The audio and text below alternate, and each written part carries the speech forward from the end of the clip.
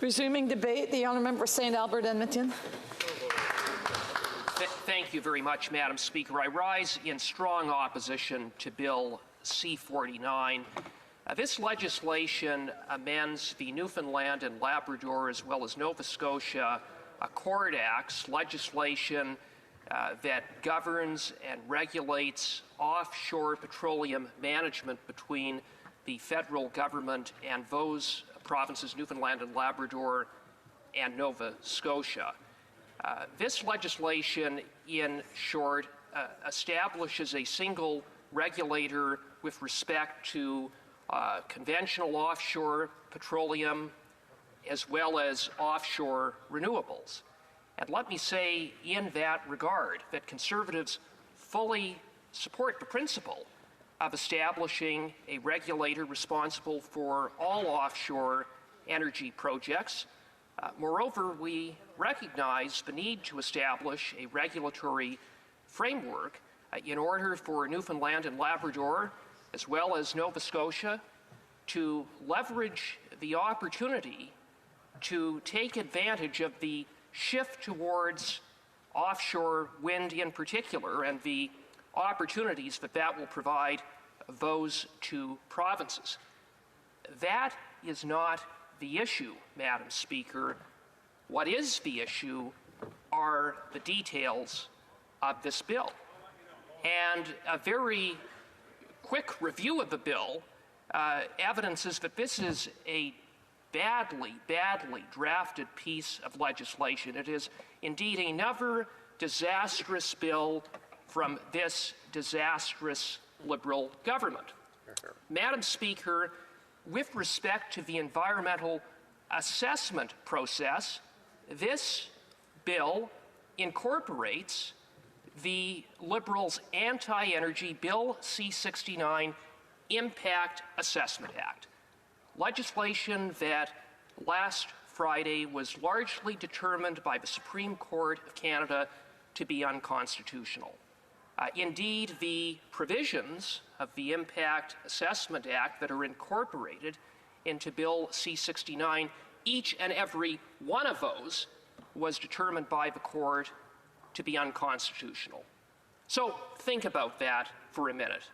We have a bill, a substantial component of which pertaining to something as significant as the environmental assessment process, a pretty big deal when it comes to offshore energy projects, incorporating a statutory scheme that was deemed to be unconstitutional. You would think that a responsible government would go back to the drawing board to get it right. You would think that a responsible government, at the very least, would reflect on the impact of that very clear repudiation of this government's disastrous Bill C-69, which, by the way, was supported full stop by their coalition partner, the NDP, against the objections of all 10 provincial premiers. But, Madam Speaker, this is not a responsible government. This is a reckless government. On Friday, the Supreme Court of Canada, in no uncertain terms, repudiated this government. And on Monday, this government's response is to shut down debate, to impose time allocation, to see that this bill receives as little scrutiny as possible. A bill that, by the way, Madam Speaker, is going to achieve the opposite of what it is purported to do. This bill will kill offshore renewable projects before they even get off the ground. It will kill those projects as a result of a significant amount of new red tape, delay, and uncertainty. Indeed, if the Liberals were honest, they would call this bill what it actually is, which is an act to kill offshore renewable energy. Madam Speaker, I'll give you and all honourable members examples of why that is.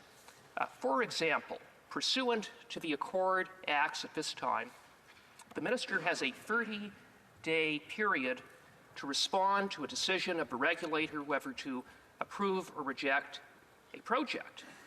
With respect to not oil and gas offshore, but specifically with respect to renewables, this government is doubling the time for the Minister to respond from 30 days to 60 days. More delay. This from a government that talks so much about championing renewable energy. More delay, Madam Speaker. But, Madam Speaker, that's just the beginning of the delay, because this bill provides that the Minister may initiate multiple 30-day extensions. Even more delay. And this bill provides the possibility of an indefinite bidding process, even where the regulator gives the green light to a project. Indefinite delay. Madam Speaker, where have we seen that before? Why, none other than with the Liberals' disastrous and now largely unconstitutional Bill C-69, the No Pipelines Bill, the Impact Assessment Act. That law came into effect 4 years ago with, again, the full support of the NDP over the objections of all the provinces. There have been 25 projects that have been in the queue for approval. How many projects have been approved over 4 years? You know what the answer is? Not one. Zero. Zero. And so the bill has done what we said it would do, is kill energy projects as a result of delay, uncertainty, and red tape.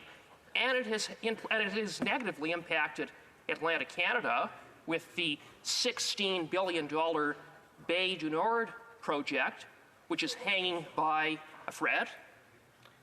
And so in the face of that disastrous record of 0 projects in 4 years, moving ahead, indeed, almost all of them are languishing at phase 2 of a 4-phase process, Liberal MPs from Atlantic Canada have the audacity to stand up and say the way to develop renewable offshore energy is to duplicate, copy, and paste the very regulatory regime that has resulted in 0 projects moving forward.